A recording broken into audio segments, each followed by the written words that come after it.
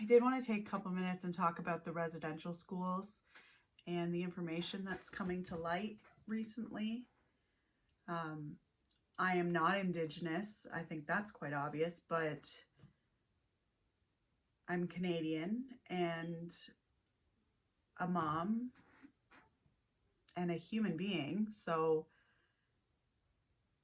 I find it absolutely horrific and devastating and just not matching what I thought being Canadian was. And I think a lot of people are feeling that way.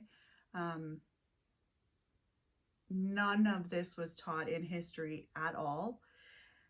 And I mean, you can say it makes sense that it wasn't taught in history because the last school closed in 96. I was in grade 6 then. So why would they be teaching you history about things that were still happening? I know that I have in the past myself fallen into the traps of the racist stereotypes that plague Indigenous people in Canada, and I'm sure in the States as well. But I know that I want to do better going forward. I know that I want to be an ally. I know I want to learn as much as I can. I want to teach my children about this. I want to make sure that this history comes to light as much as it should, and I want to help as in any way that I can help Indigenous people have this story heard. It's not my story to tell. It's not my, I don't want to, it's not my pain to,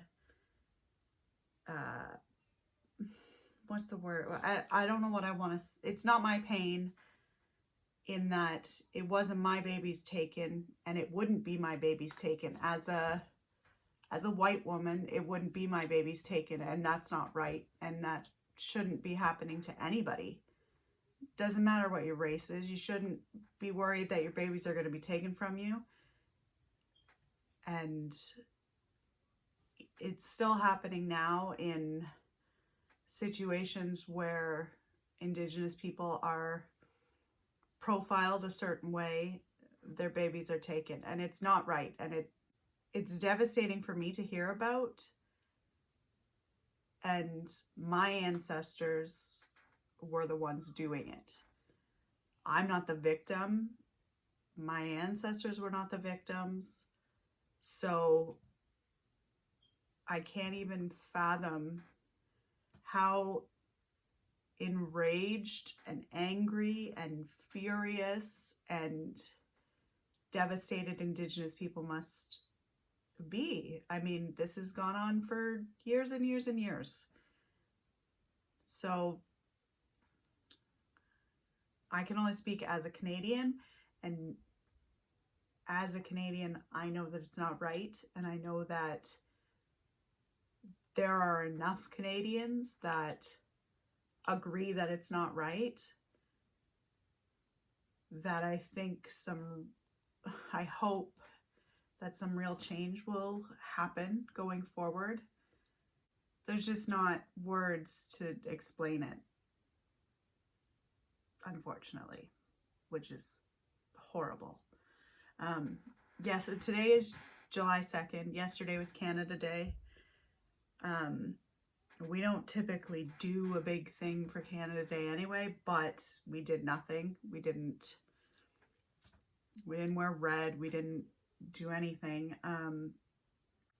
I thought a lot about it. I haven't explained to my kids what has happened. I don't really know how. Last year we went to a Black Lives Matter rally and talked a lot about what happened there. I haven't yet, I guess, found the courage to bring it up with them. They're 6 and they're 9, which means they would have been, they're the same age as what these kids were. So how do I explain to them that babies were stolen at their age and beaten and starved and tortured when they don't even understand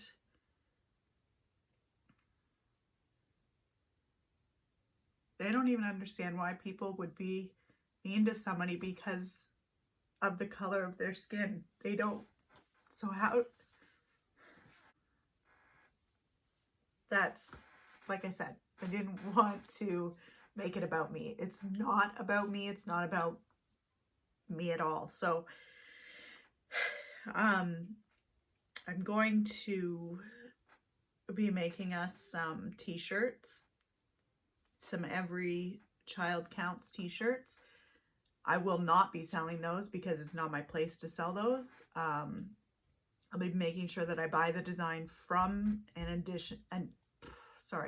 indigenous maker, or from Every Child Counts. I'm not sure of the website off the top of my head, but from their direct website you can purchase the design.